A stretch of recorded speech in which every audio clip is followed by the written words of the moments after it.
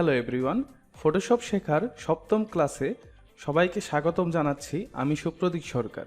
আজকের এই ক্লাসে আমরা শিখব অ্যাডোবি ফটোশপের brush tool, history brush tool এবং আর্ট হিস্টোরি ব্রাশ টুল সম্পর্কে।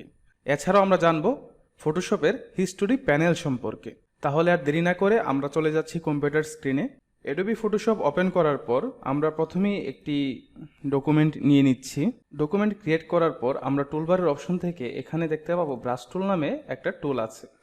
এই টুল দিয়ে আমরা চাইলে যে কোনো কিছু এখানে ড্র করতে পারবো বা আঁকতে পারবো।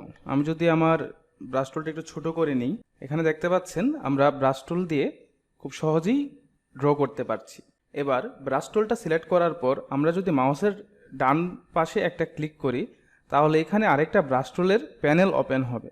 তো এই প্যানেলে আমরা দেখতে পাচ্ছি এখানে বিভিন্ন ব্রাশ আছে, হার্ড, সফট রাউন্ড এবং কিছু স্পেশাল ব্রাশ আছে। যারা গ্রাফিক টেপ বা ওয়াকম ইউজ করে তারা চাইলে ওই ব্রাশগুলোর মাধ্যমে আরও সুন্দরভাবে কাজগুলো করতে পারে, কেননা ওই ব্রাশগুলো হচ্ছে প্রেশার সেন্সিটিভ।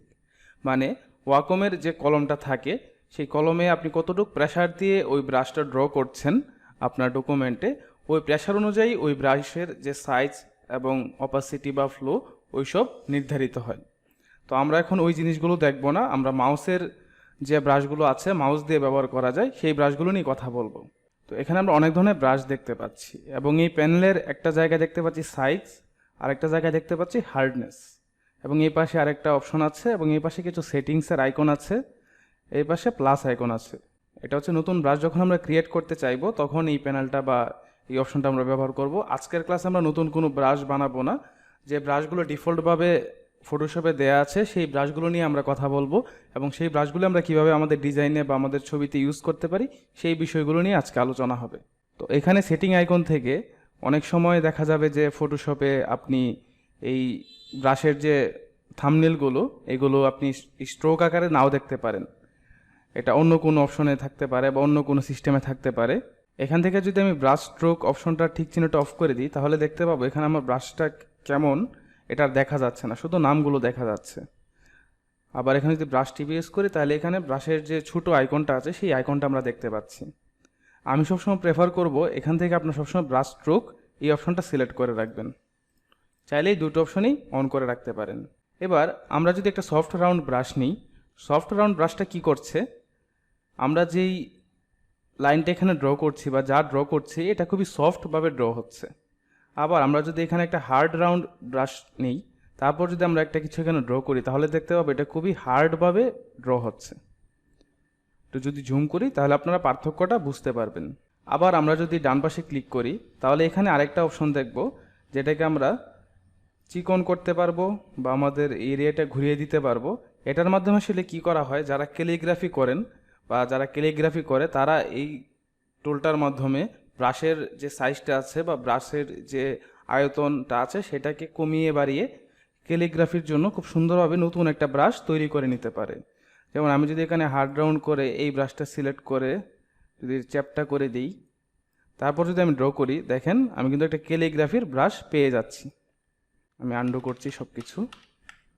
এবার আমি যদি একটু এখানে লেখার ট্রাই করি তাহলে দেখবেন আমরা খুব সহজেই এখানে একটা ক্যালিগ্রাফির ব্রাশ ব্যবহার করে লিখতে পারছি।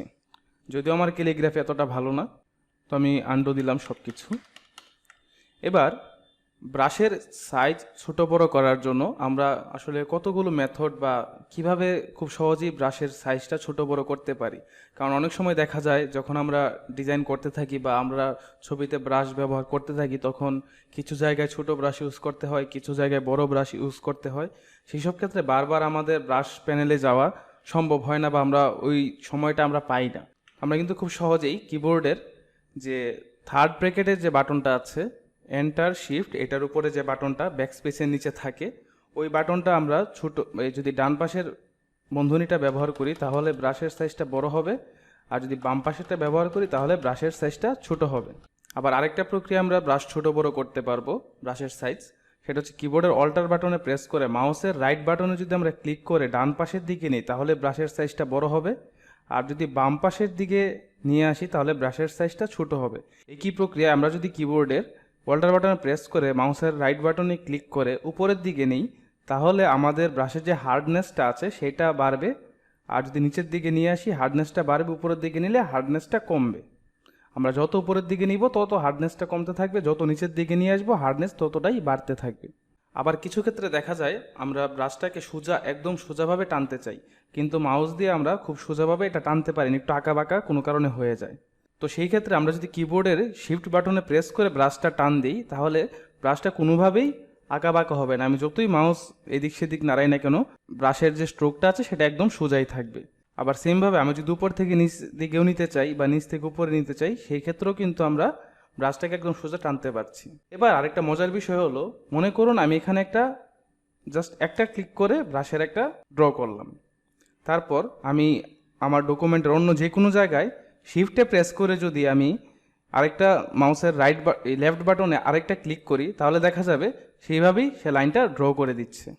আর এভাবে কিন্তু আমরা খুবই চমৎকার আর্ট বা পেন্টিং করতে পারি।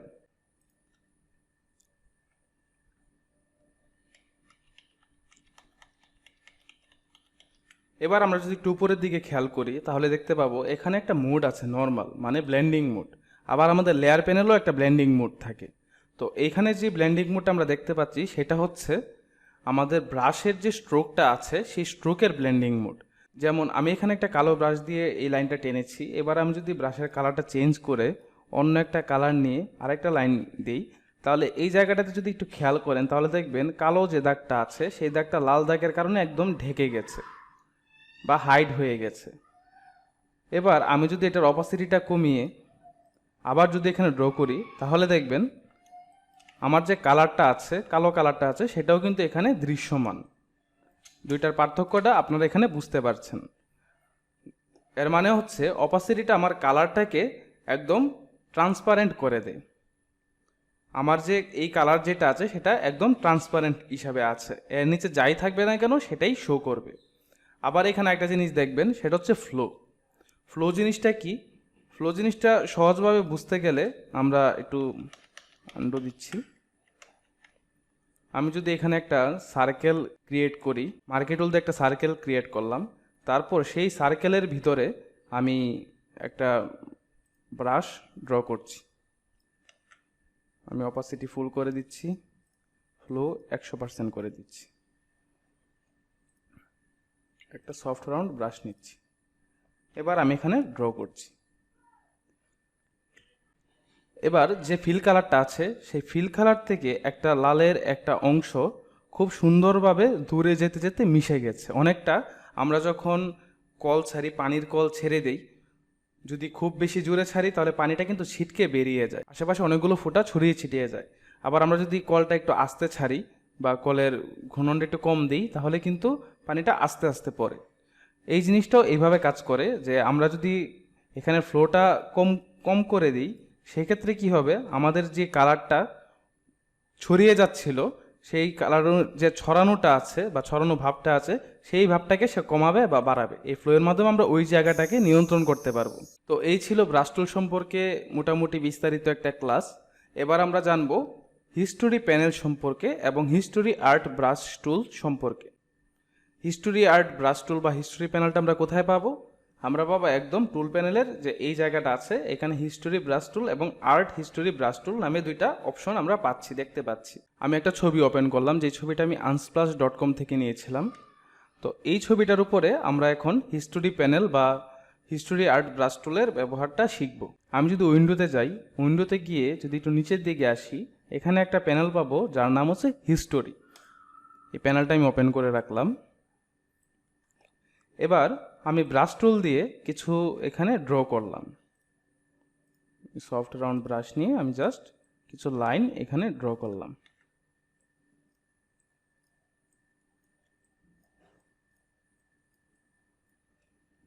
এবার আমি যদি কন্ট্রোল জেডে একটা প্রেস করি তাহলে একবার আন্ডু হলো।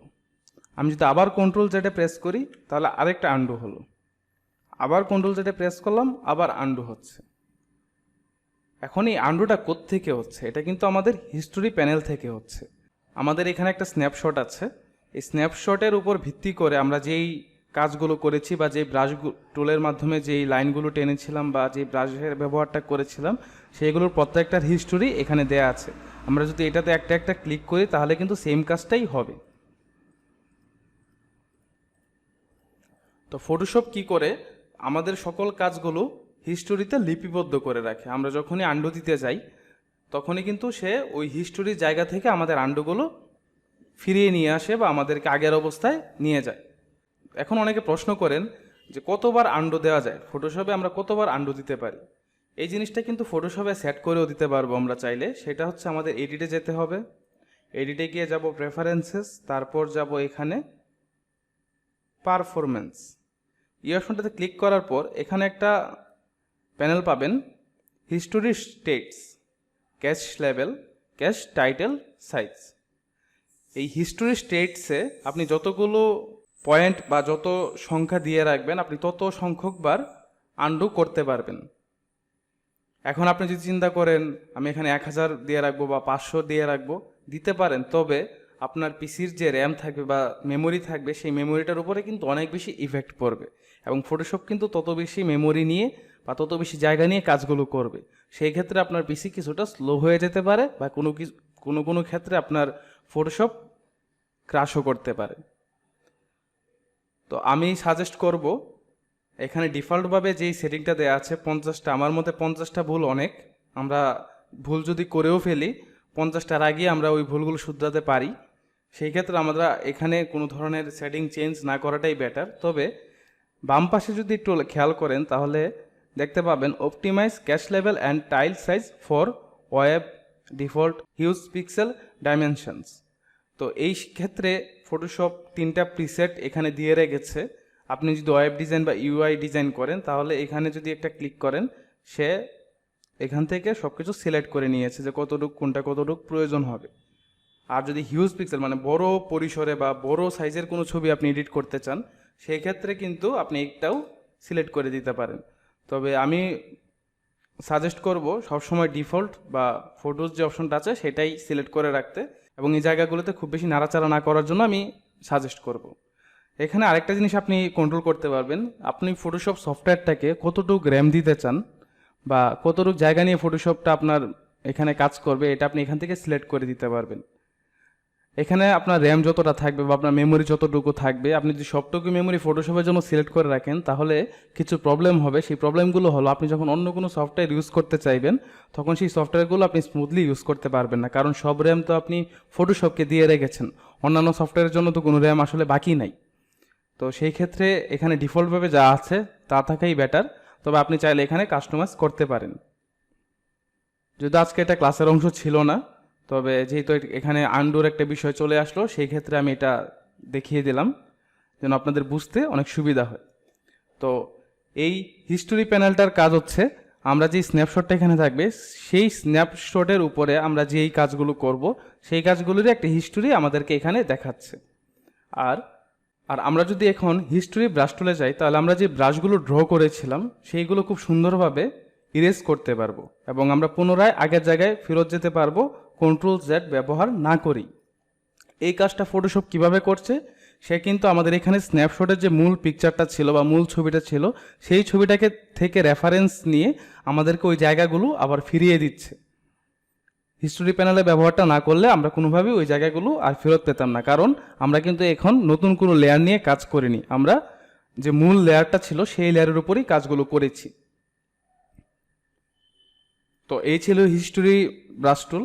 এবার এর নিচে আরেকটা টুল পাবেন, সেটা হচ্ছে আর্ট হিস্টোরি ব্রাশ টুল। এই টুলটা কিভাবে কাজ করে? এই টুলের কাজটা হচ্ছে আমি যদি আর্ট ব্রাশ হিস্টোরিটা ব্যবহার করি আমরা খুব সহজে একটা ছবিকে পেন্টিংয়ে রূপান্তর করতে পারবো। কিভাবে রূপান্তর করব? আমি সবগুলো ডিলিট করছি। আমি যদি আর্ট হিস্টোরি ব্রাশ টুলটা সিলেক্ট করার পর আমি যদি এখান থেকে এই ব্রাশটা সিলেক্ট করে আমি যদি ড্র করি তাহলে দেখবেন সে আমাকে খুব সুন্দরভাবে আমার ব্যাকগ্রাউন্ড বা আমার মূল ছবির কালারের সাথে মিল রেখে এখানে ড্র করে দেখাচ্ছে। আমি একটা অন্য ছবি নিয়ে আসছি, ধরুন এই ছবিটার উপরে যদি আমি আর্ট হিস্টোরি ব্রাশ টুলটা ব্যবহার করি আর্ট হিস্টোরি ব্রাশ টুলটা মূলত আমার যে মূল ছবি থাকবে বা আমার যে স্ন্যাপশটে যেই ছবিটা থাকবে সেই ছবিটা থেকে রেফারেন্স কালার নিয়ে আমাকে ওই কালারগুলোই প্রোভাইড করে নতুন একটা ব্লেন্ডিং সৃষ্টি করে দিবে আমার ওই আর্টের মধ্যে। আমি যদি এখানে ব্রাশের সাইজটা একটু বড় করি, বড় করে জাস্ট আমি পেন্ট করছি, তাহলে দেখতে পাবেন আমার ব্যাকগ্রাউন্ডে যে কালারটা ছিল সেই কালারটা থেকেই সে কালার পিক করে আমাকে নতুন কোনো একটা কালার দেখাচ্ছে। এবার এই কাজটা করার পর আমি আবার এই ব্রাশটা ছোটো করলাম, ছোটো করে আমি আবারও এখানে ড্র করছি।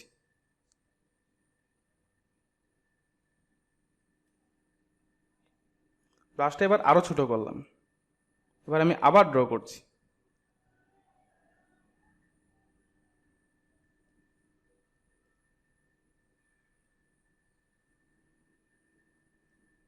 এবার আমি আর্ট হিস্ট্রি ব্রাশটা ব্যবহার করার জন্য আমি অন্য আরেকটা ব্রাশ সিলেক্ট করছি।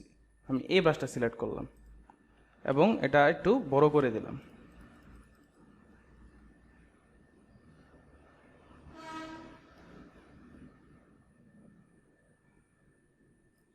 বড় করার পর আমি যদি এবার আবার ছোট করে ব্রাশটাকে একদম ছোট করে আমি যদি এখানে ডিটেলসগুলো আনার চেষ্টা করি, দেখবেন ছবিটা পূর্বে কেমন ছিল আর আমরা কেমন করে ফেলছি।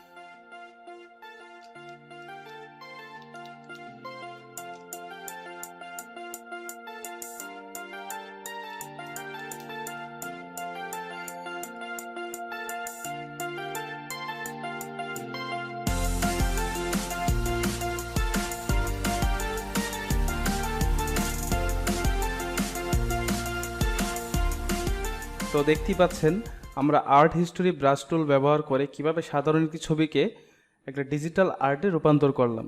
তো আপনারা চাইলে খুব সহজেই আপনাদের নিজস্ব ছবিকে এখানে ব্রাশ টুলের আর্ট হিস্টোরি ব্রাশ টুল ব্যবহার করে ডিজিটাল আর্টে রূপান্তর করতে পারবেন। তো আজকের এই টিউটোরিয়ালে আমি যে ব্রাশগুলো ব্যবহার করেছি সবগুলো ফটোশপে ডিফল্টভাবে দেওয়া থাকে, কোনো কাস্টম ব্রাশ না। আপনারা অবশ্যই প্র্যাকটিস করবেন, অনেক বেশি প্র্যাকটিস করবেন এবং প্র্যাকটিস করতে করতে আমরা দক্ষ হয়ে উঠব, সেই প্রত্যাশাই রইল। কিভাবে কাস্টম ব্রাশ বানানো যায় বা কিভাবে আমরা কাস্টম ব্রাশ বানাতে পারি সেই বিষয়ে বিস্তারিত ক্লাস আসবে পরবর্তীতে সামনের লেসনগুলোতে। সেই পর্যন্ত ধৈর্য ধরে অপেক্ষা করে এখনকার লেসনগুলো প্র্যাকটিস করার আহ্বান রইল। তো আশা করছি আজকের এই ক্লাসটি আপনাদের ভালো লেগেছে। আপনারা brush tool, history brush tool এবং আর্ট হিস্টোরি ব্রাশ টুল সম্পর্কে বিস্তারিত জানতে পেরেছেন এবং আপনাদের নিজস্ব ছবিতে এই ব্রাশ টুল ব্যবহার করে খুব সহজেই পেইন্ট করতে পারবেন, খুব সহজেই একটা নর্মাল ছবিকে আর্ট ছবিতে রূপান্তর করতে পারবেন। অনেক বেশি প্র্যাকটিস করার অনুরোধ রইল। তো দেখা হচ্ছে পরবর্তী ভিডিওতে। সে পর্যন্ত সকলেই ভালো এবং সুস্থ থাকবেন। ধন্যবাদ সবাইকে।